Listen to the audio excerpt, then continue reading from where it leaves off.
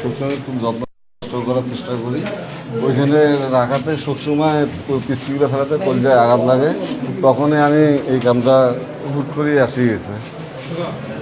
কি নিয়ম আসছেন? হাতুর কটা পিটাইছেন? দুইটা।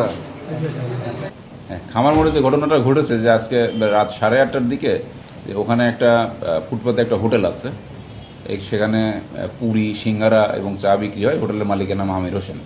সে আমির হোসেন এবং তার 3 ছেলে, এরা মালিক পক্ষ। আর ওখানে আর একটা ছেলে চাকরি করে, তার নাম শাওন, তার বয়সে 32-33 বছর। তার ভাই আদিত মারি, সে হচ্ছে ওখানকার কর্মচারী।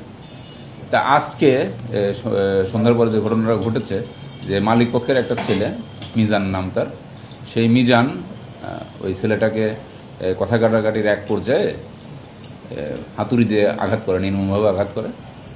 মাথার পিছনে 2 থেকে 3টা আঘাত করার তথ্য আমরা পেয়েছি এবং ছেলেটা তাৎক্ষণিকভাবে সেখানে পড়ে যায়। পড়ে যাওয়ার পরে রক্তপাত হতে থাকে এবং সম্ভবত ওই হাসপাতালে নেওয়ার পথেই সে মারা গেছে।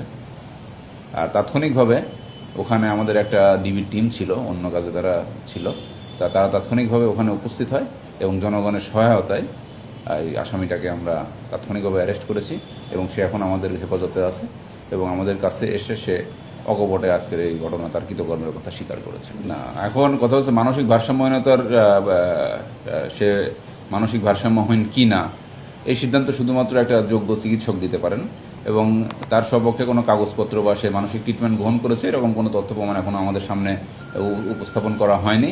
এবং আমরা তার সাথে অনেকক্ষণ ধরে, প্রায় আধা ঘন্টা ধরে কথা বলেছি এবং এই কথাবার্তার কোনো পর্যায়ে সে যে মানসিক বিকারগ্রস্ত বা মানসিকভাবে অসুস্থ এরকম আমাদের মনে হয়নি। তাকে মানসিকভাবে সুস্থ, স্বাভাবিক এবং সাবলীলই মনে হয়েছে। প্রাথমিক জিজ্ঞাসাবাদে সে যে কারণটা বলেছে সেটা হচ্ছে যে তারা যেহেতু একটা হোটেল, সে বাসনকোসন পরিষ্কার করে যেখানে রাখে, তা সেখানে সে হচ্ছে এই পুলি ফেলে বা ময়লা ফেলে, এইটা নিয়েই নাকি তাদের মধ্যে যে মনোমালিন্য বা কথা কাটাকাটির সৃষ্টি হয়েছিল, এইটা নিয়ে একটা পর্যায়ে সে রাগান্বিত হয়ে মাথায় আঘাত করেছে।